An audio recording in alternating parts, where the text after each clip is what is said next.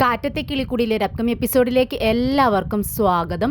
അങ്ങനെ കിളിക്കൂട്ടിൽ എല്ലാവരും ഒരുമിച്ചിരുന്ന് ഭക്ഷണം കഴിക്കുകയാണ്. നികേഷ് ഹരീഷിനോട് ചോദിക്കുന്നുണ്ട്, എന്തിനാ ഹരീഷ് ഏട്ടാ നീതു ചേച്ചിയെ അവരുടെ വീട്ടിൽ ചെന്ന് കൊണ്ടുവിട്ടത്? അവരുടെ അമ്മയും ചേട്ടനൊക്കെ അവരെ ഉപദ്രവിക്കില്ലേ, പാവല്ലേ അവരെന്ന് പറയുവാണ്. ഇത് കേട്ട് ഹരീഷ് ഉച്ചത്തിൽ ചിരിക്കുകയാണ്. ചിരിച്ച് ചുമക്കുകയാണ്. അപ്പോൾ സുഭാഷ് ഏട്ടൻ വെള്ളം കുടിക്കട്ടെ എന്ന് പറയുമ്പോൾ വെള്ളം എടുത്ത് കുടിക്കുന്നുണ്ട്. ഹരീഷിൻ്റെ ചിരി കണ്ടിട്ട് സുഭാഷ് ഏട്ടൻ ചോദിക്കുന്നുണ്ട്, എന്തിനാടാ നീ ഇങ്ങനെ ചിരിക്കുന്നത്? ഞാനും നിന്നോട് ചോദിക്കണമെന്ന് വിചാരിച്ചതാണ്. ആ കുട്ടി പാവമല്ലേ, നമ്മുടെ വീട് തേടി വന്നതാണ്. നമ്മളെ വിശ്വസിച്ച് ആ കുട്ടിയെ തിരിച്ചയച്ചു. അതവിടെ കഷ്ടപ്പെടുന്നുണ്ടോയെന്ന് അറിയില്ല എന്നിങ്ങനെ വിഷമത്തോടു കൂടിയാണ് സുഭാഷ് ഏട്ടൻ പറയുന്നത്. ഇത് കേട്ട് ഹരീഷ് പറയുന്നുണ്ട്, സുഭാഷ് ഏട്ടാ അവിടെ നടന്ന കോമഡി കേട്ടാലുണ്ടല്ലോ നിങ്ങൾ എന്നേക്കാൾ കൂടുതൽ ചിരിക്കും. അതിന് മാത്രം അവിടെ എന്താടാ സംഭവിച്ചതെന്ന് സുഭാഷ് ഏട്ടൻ ചോദിക്കുന്നുണ്ട്. ഇത് കേട്ട് ഹരീഷ് പറയുന്നുണ്ട്, ഞാനും അല്പം ഭയത്തോടു കൂടി തന്നെയാണ് നീതുവിനെ അവളുടെ വീട്ടിൽ കൊണ്ടു ചെന്ന് വിട്ടത്. വേറെ വഴിയൊന്നുമില്ലാത്തത് കൊണ്ടാണ് ഞാൻ അങ്ങനെ ചെയ്തത്. നീതു ഇന്ന് ഷോപ്പിൽ വന്നിട്ടുണ്ടായിരുന്നു. വീട്ടിൽ നിന്നുള്ളവർ നിന്നെ ഉപദ്രവിച്ചോ എന്ന് ഞാൻ ചോദിച്ചു. അവളുടെ അമ്മയും ചേട്ടനും അവളെ അടിക്കാനായി വന്നപ്പോൾ അവൾ റൂമിൽ കയറി ഡോർ ലോക്ക് ചെയ്തു. എന്നിട്ട് പോലീസിനെ വിളിച്ചു. ഇത് കേട്ട് നിധിയും സുഭാഷ് ഏട്ടനും എല്ലാവരും വിശ്വസിക്കാനാവാതെ ഹരീഷിൻ്റെ മുഖത്തേക്ക് തന്നെ നോക്കിയിരിക്കുകയാണ്. ഹരീഷ് വീണ്ടും പറയുന്നുണ്ട്, അപ്പോൾ പോലീസ് വന്നതിന് ശേഷമാണ് അവൾ ഡോറ് തുറന്നത് തന്നെ. പോലീസിനെ കണ്ട് അവളുടെ വീട്ടിലുള്ളവരെല്ലാവരും ടെൻഷനായിട്ടുണ്ട്. നീതു എല്ലാ കാര്യവും പോലീസിനോട് പറഞ്ഞു. അവളെ അടിക്കുന്നതും അവളെ ടോർച്ചർ ചെയ്യുന്നതും കൊല്ലാൻ വരെ ശ്രമിക്കുന്നുണ്ട് എന്നൊക്കെ അവൾ പറഞ്ഞിട്ടുണ്ട്. പോലീസ് അവരുടെ അമ്മയെയും അച്ഛനെയും ചേട്ടനെയൊക്കെ നന്നായി ചോദ്യം ചെയ്തിട്ടുണ്ട്. അവരെല്ലാവരും നന്നായി പേടിച്ചിട്ടുണ്ട്. പോലീസ് പിന്നെ എന്താ ചെയ്തതെന്നറിയോ? നീതുവിന് നന്നായി ഭക്ഷണം കൊടുക്കണം, അവൾ ആവശ്യപ്പെട്ടതെല്ലാം മേടിച്ചു കൊടുക്കണം, നന്നായി നോക്കണം എന്നൊക്കെ അവളുടെ ചേട്ടനെ കൊണ്ടൊരു പേപ്പറിൽ എഴുതിച്ചിട്ടുണ്ട്. എന്നിട്ട് ആ പേപ്പറിൽ അവളെ അച്ഛനെ കൊണ്ടും അമ്മയെ കൊണ്ടും ചേട്ടനെ കൊണ്ടും ഒക്കെ ഒപ്പിടിപ്പിച്ചിട്ടുണ്ട്. ഇത് കേട്ട് ഹരീഷ് പറഞ്ഞതുപോലെ തന്നെ എല്ലാവരും പൊട്ടിച്ചിരിക്കുകയാണ്. ഇനി ആ വീട്ടിൽ അവളെ ആരും ഉപദ്രവിക്കില്ല. ഇപ്പോൾ അവളെ നന്നായി നോക്കുന്നുണ്ട്. അവൾക്ക് ഇഷ്ടപ്പെട്ട ഭക്ഷണം ഉണ്ടാക്കി കൊടുക്കുന്നു, അവൾ ആവശ്യപ്പെടുന്ന സാധനങ്ങളെല്ലാം മേടിച്ചു കൊടുക്കുന്നുണ്ട്. ഇത് കേട്ട് സുഭാഷ് ഏട്ടൻ ചിരിച്ചുകൊണ്ട് ഹരീഷിനോട് ചോദിക്കുന്നുണ്ട്, എടാ ഇതൊക്കെ സത്യമാണോ? അപ്പോൾ ഹരീഷ് പറയുന്നുണ്ട്, അതെ സുഭാഷ് ഏട്ടാ സത്യം തന്നെയാണ്, ഇതെല്ലാം നീതു എന്നോട് പറഞ്ഞതാ. പോലീസുകാർ അവരുടെ പേഴ്സണൽ നമ്പർ പോലും നീതുവിനെ കൊടുത്തിട്ടുണ്ട്. ഇവിടെ എന്തെങ്കിലും പ്രശ്നം ഉണ്ടായാൽ ഞങ്ങളെ വിളിച്ചാൽ മതി എന്നത്രേ പറഞ്ഞിരിക്കുന്നത്. അതുകൊണ്ട് തന്നെ ഇപ്പോൾ നീതുവിനെ കാണുമ്പോൾ അവളുടെ വീട്ടിലുള്ള എല്ലാവർക്കും അവളെ പേടിയാണെന്നാണ് പറയുന്നത്. ഇപ്പോൾ അവൾ ഇരിക്കുകയാണെങ്കിൽ അവളുടെ അടുത്തിരിക്കാൻ പോലും അവർക്ക് ഭയമാണെന്നാണ് പറയുന്നത്. ഇത് കേട്ട് ചിരിച്ചുകൊണ്ട് നിധി ചോദിക്കുന്നുണ്ട്, ഓ നമ്മുടെ നീതു സ്മാർട്ടായിട്ടാണെങ്കിലോ കാര്യങ്ങളെല്ലാം ചെയ്തിരിക്കുന്നത്. എന്നാൽ സുഭാഷ് ഏട്ടൻ ഇതിനോട് യോജിക്കുന്നില്ല കേട്ടോ. സുഭാഷ് ഏട്ടൻ പറയുന്നുണ്ട്, എടാ കാര്യം എന്ത് പറഞ്ഞാലും അച്ഛനും അമ്മയല്ലേ, അച്ഛനും അമ്മയ്ക്കെതിരെ പെറ്റീഷൻ കൊടുക്കുന്നതൊന്നും ശരിയല്ല. ഇത് കേട്ട് സുധീഷ് പറയുന്നുണ്ട്, അതിന് അച്ഛൻ്റെ അമ്മയുടെ സ്വഭാവം നന്നാവണ്ടേ, എന്തിനാ ആ നീതുവിനെ അവരിങ്ങനെ അടിക്കുന്നത്? അത് ശരിയല്ലല്ലോ സുഭാഷ് ഏട്ടാ. അവർ പ്രസവിച്ചെന്ന് വെച്ച് അവർ തന്നെ അടിച്ചു കൊല്ലണമെന്നുണ്ടോ? നീതു ചെയ്തതാണ് ശരി. അപ്പോൾ നിധി പറയുന്നുണ്ട്, നീതു ചെയ്തത് വലിയൊരു കാര്യമാണ്, എനിക്ക് പോലും അങ്ങനെയൊന്നും തോന്നിയില്ല. ഇത് കേട്ട് സുധീഷ് ചോദിക്കുന്നുണ്ട്, അതെന്താ നിനക്ക് ഞങ്ങളുടെ പേരിൽ കേസ് കൊടുക്കണമെന്നുണ്ടോ? അപ്പോൾ നിധി പറയുന്നുണ്ട്, അതല്ല ഞാൻ പറഞ്ഞത്, എൻ്റെ അച്ഛനും അമ്മയും ചേട്ടനും ഒക്കെ എന്നെ ഇങ്ങനെ ടോർച്ചർ ചെയ്യുമ്പോൾ അവരുടെ പേരിൽ കേസ് കൊടുക്കാൻ എനിക്ക് തോന്നിയില്ല. അത് നിൻ്റെ നല്ല മനസ്സുകൊണ്ടാണെന്ന് സുധീഷ് പറയുന്നുണ്ട്. എന്തായാലും ഞാൻ അന്ന് കേസ് കൊടുക്കേണ്ടതായിരുന്നു, എങ്കിൽ എനിക്കന്ന് വീട് വിട്ട് പോരേണ്ടി വരില്ലായിരുന്നു. പോലീസ് വന്ന് വാൺ ചെയ്തിട്ട് പോയിരുന്നെങ്കിൽ അവിടെ എനിക്ക് എൻ്റെ ഇഷ്ടത്തിന് ജീവിക്കാമായിരുന്നു. നിധി ഇതൊക്കെ പറയുമ്പോൾ സുധീഷ് ഇങ്ങനെ മനസ്സിൽ ചിന്തിക്കുന്നുണ്ട്, അയ്യോ നല്ല കാലം നിനക്കതൊന്നും തോന്നിയില്ലല്ലോ, അതുകൊണ്ട് രക്ഷപ്പെട്ടു. ഇനിയിപ്പോൾ കഴിഞ്ഞുപോയ കാര്യത്തെക്കുറിച്ച് സംസാരിച്ചിട്ട് കാര്യമില്ലല്ലോ എന്ന് നിധി സ്വയം പറയുവാണ്. എന്നാലും നീതു ഇങ്ങനെയൊരു കാര്യം ചെയ്യുമെന്ന് ഞാൻ ഒട്ടും പ്രതീക്ഷിച്ചില്ല. നിന്റെ മേലെ അവൾക്ക് അത്രയും ലവാണ് ഹരീഷ് എന്ന് നിധി ചിരിച്ചുകൊണ്ട് ഹരീഷിനെ നോക്കിക്കൊണ്ട് പറയുകയാണ്. ഇത് കേട്ട് ഹരീഷ് തല കുലുക്കുന്നുണ്ട്. അന്ന് അവൾ നിന്നെ വിശ്വസിച്ച് ആ വീട്ടിൽ നിന്നും ഇറങ്ങി ഇങ്ങോട്ടേക്ക് വന്നു. പക്ഷേ നീ അവളോട് സംസാരിച്ച് തിരിച്ച് അവളുടെ വീട്ടിൽ തന്നെ കൊണ്ടുവിട്ടു.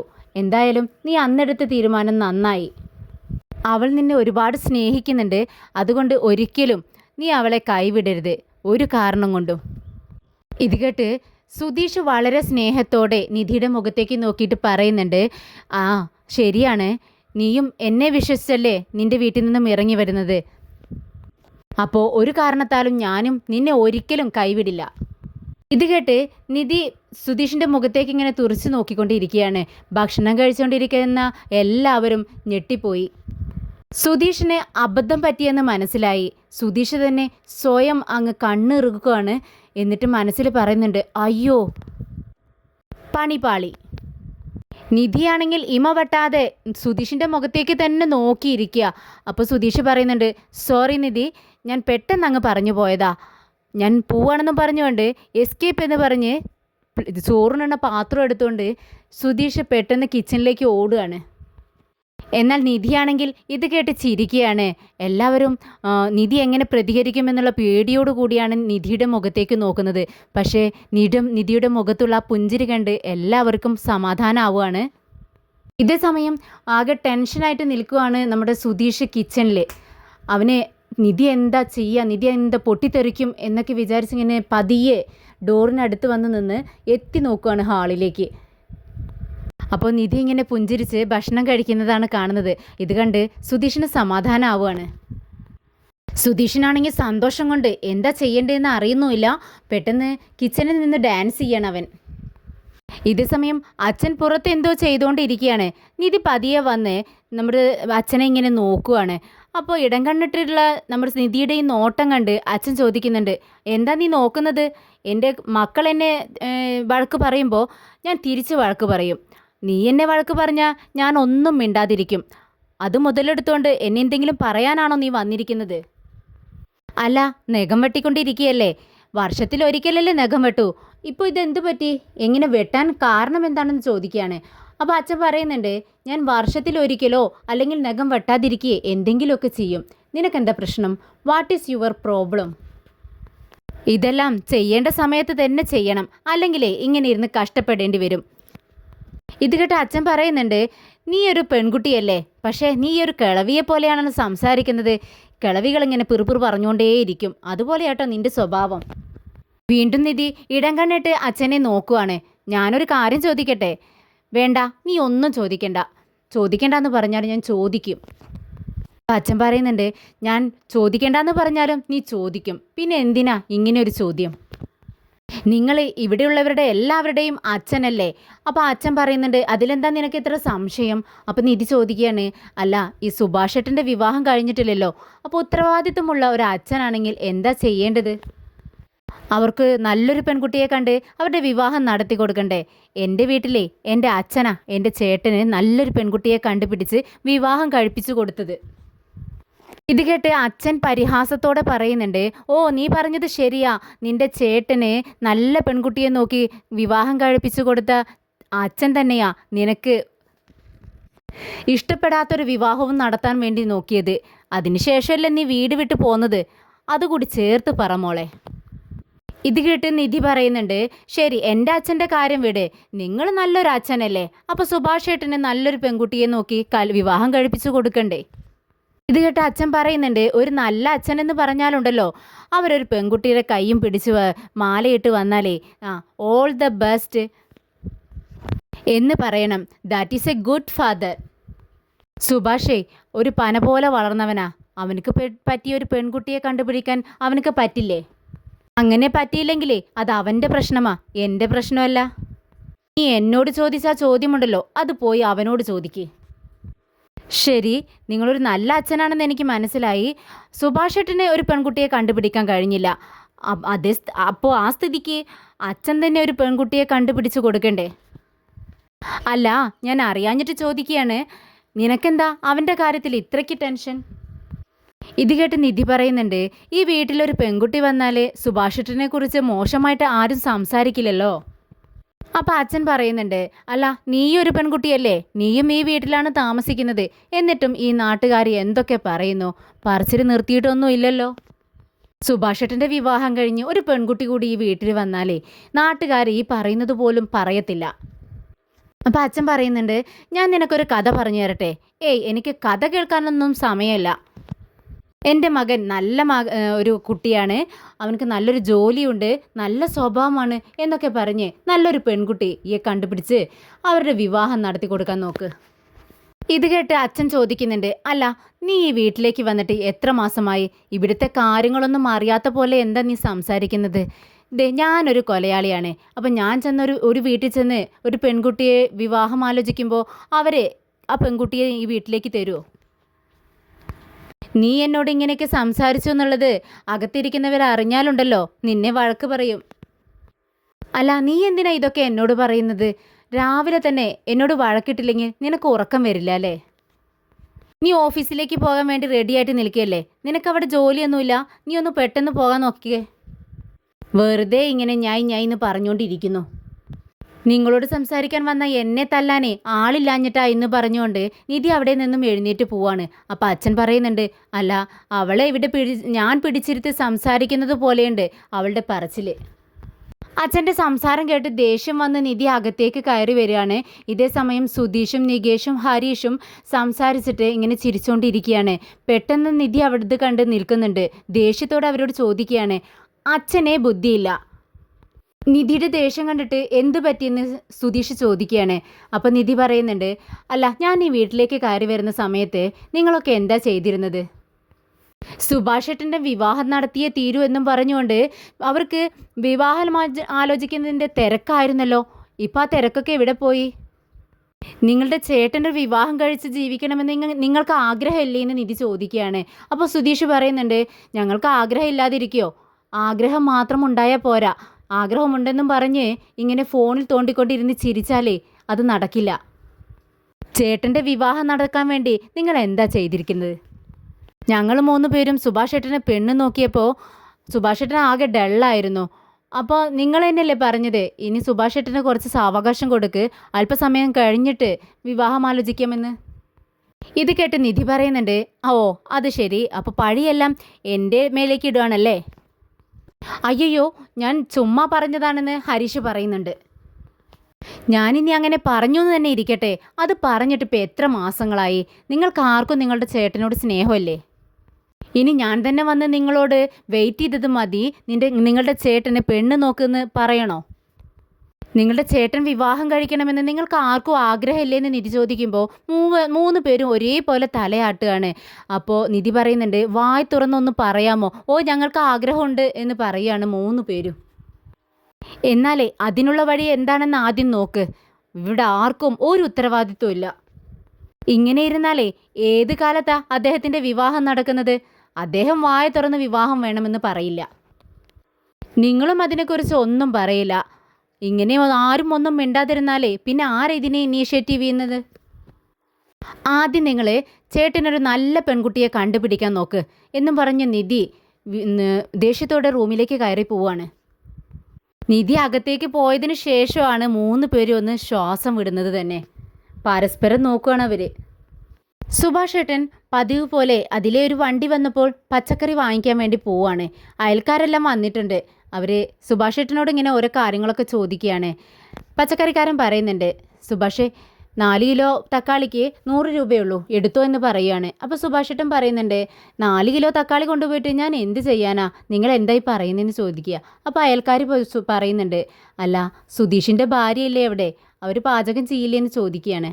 അപ്പോൾ സുഭാഷ് ഏട്ടൻ പറയുന്നുണ്ട്, ആ കുട്ടി ജോലിക്ക് പോവല്ലേ, അപ്പോൾ അതിനൊന്നും സമയം കിട്ടാറില്ല. അപ്പോൾ അയൽക്കാർ പറയുന്നുണ്ട്, അങ്ങനെയൊക്കെ തന്നെയല്ലേ പഠിക്കുന്നത്, ഞങ്ങളും ഞങ്ങളുടെ ഭർത്താവിൻ്റെ അമ്മ ചെയ്യുന്നതൊക്കെ കണ്ടു തന്നെയാണ് പഠിക്കുന്നത്, അതുപോലെ നീ പാചകം ചെയ്യുമ്പോൾ ആ കുട്ടിയോട് പഠിക്കാൻ പറ എന്ന് പറയുകയാണ്. അങ്ങനെ അവർ കുശലാന്വേഷണങ്ങളൊക്കെ നടത്തി അങ്ങനെ നിൽക്കുകയാണ്. അതേസമയം അതിലെ നമ്മുടെ സുധീഷും ഹരീഷും ബൈക്കിൽ വരുവാണ്. സുഭാഷ് ഏട്ടനെ കണ്ടതും ബൈക്ക് ഒരു സൈഡിലേക്ക് ഒതുക്കി നിർത്തുകയാണ്. സുധീഷ് പറയുന്നുണ്ട്, നീ ഇവിടെ ഇരിക്ക്, ഞാൻ ഇപ്പോൾ വരാമെന്നും പറഞ്ഞുകൊണ്ട് പെട്ടെന്ന് സുഭാഷ് ഏട്ടൻ്റെ അടുത്ത് ചെന്ന്, സുഭാഷ് ഏട്ടാ ഒന്നിങ്ങ് വന്നേ, ഒന്ന് സംസാരിക്കാനുണ്ടെന്നും പറഞ്ഞ് സുഭാഷ് ഏട്ടനെ അങ്ങ് മാറ്റി നിർത്തി സംസാരിക്കുകയാണ്. നിങ്ങൾ എന്താ അവിടെ ചെയ്യണേന്ന് ചോദിക്കുമ്പോൾ, നീ കണ്ടില്ലേ ഞാൻ പച്ചക്കറികൾ വാങ്ങുന്നു, എന്തിനാ അവരുടെ കയ്യിൽ നിന്ന് വാങ്ങിക്കുന്നത്, നിങ്ങൾക്ക് സൂപ്പർ മാർക്കറ്റിൽ പോയി വാങ്ങിച്ചാൽ പോരെ എന്ന് ചോദിക്കുകയാണ്. അതെന്താണ്, ഞാൻ എപ്പോഴും ഇവരുടെ കയ്യിൽ നിന്ന് തന്നെയല്ലേ വാങ്ങിക്കാറ്, നീ എന്താ ഇങ്ങനെയൊക്കെ സംസാരിക്കണമെന്ന് ചോദിക്കുമ്പോൾ സുധീഷ് പറയുന്നുണ്ട്, ദേ ഇവിടുന്ന് വാങ്ങിക്കണ്ടെന്ന് പറഞ്ഞ് വാങ്ങിക്കണ്ട, അത്ര തന്നെ. അല്ല, നിങ്ങൾ എന്താ അവിടെ സംസാരിച്ചുകൊണ്ട് നിന്നതിരുന്നത് ചോദിക്കുമ്പോൾ സുഭാഷ് പറയുന്നുണ്ട്, അത് ഞാനിങ്ങനെ അവരോട് പീച്ചിങ്ങ എങ്ങനെ കറി വയ്ക്കുമെന്നൊക്കെ ചോദിക്കുകയായിരുന്നു. അതെന്തിനാ നിങ്ങൾ അറിയുന്നതെന്ന് ചോദിക്കുമ്പോൾ സുഭാഷ് ഏട്ടൻ പറയുന്നുണ്ട്, എടാ നമ്മുടെ നികേഷേ വ്യത്യസ്തമായിട്ട് എന്തെങ്കിലും കറികൾ വയ്ക്കാൻ വേണ്ടി പറയും. അപ്പോൾ എനിക്ക് പീച്ചിങ്ങ എങ്ങനെ കറി വയ്ക്കാമെന്ന് അറിയില്ല, അപ്പോൾ അവരോട് ചോദിക്കുകയായിരുന്നു എന്ന് പറയുമ്പോൾ ഹരീഷ് പറയുന്നുണ്ട്, എന്തിനാ സുഭാഷ് ഏട്ടാ ഇതിനെക്കുറിച്ചൊക്കെ സംസാരിക്കാൻ വേണ്ടി പോകുന്നത്? ദേ അവരുടെ വീട്ടിലെ ആരുടെയെങ്കിലും മക്കളെ നിങ്ങൾ വിവാഹം ആലോചിച്ച് ചെല്ലുന്ന സമയത്ത് ഇതൊരു കാരണം പറഞ്ഞ് അവർ വിവാഹം വേണ്ടാന്ന് വെക്കും. അതുകൊണ്ടാണ് എന്തിനാ ഇങ്ങനെയൊക്കെ സംസാരിക്കുന്നതെന്ന് ചോദിക്കുന്നത്. എടാ ഞാൻ ഇവരെയൊക്കെ എപ്പോഴും കാണുന്നതല്ലേ, ആദ്യമായിട്ട് കാണുകയും സംസാരിക്കുകയും ചെയ്യുന്നത് പോലെയാണല്ലോ നിങ്ങളുടെ സംസാരം കേട്ടാൽ എന്താ പ്രശ്നമെന്ന് ചോദിക്കുക. അപ്പോൾ ഹരീഷ് പറയുന്നുണ്ട്, വേണ്ട ഇനി മുതൽ ആരുടെ അടുത്തും സംസാരിക്കാനൊന്നും പോണ്ട. അപ്പോൾ സുധീഷും പറയുകയാണ്, ഇനി മുതൽ നമുക്ക് പച്ചക്കറികളൊക്കെ ഓൺലൈൻ വഴി വാങ്ങിക്കാം, സുഭാഷ് ഏട്ടൻ പുറത്തേക്കൊന്നും ഇറങ്ങണ്ട, വീട്ടിലിരുന്നാൽ മതി. ഇത് കേട്ട് സുഭാഷ് ഏട്ടൻ പറയുന്നുണ്ട്, ഓൺലൈൻ വഴിയോ?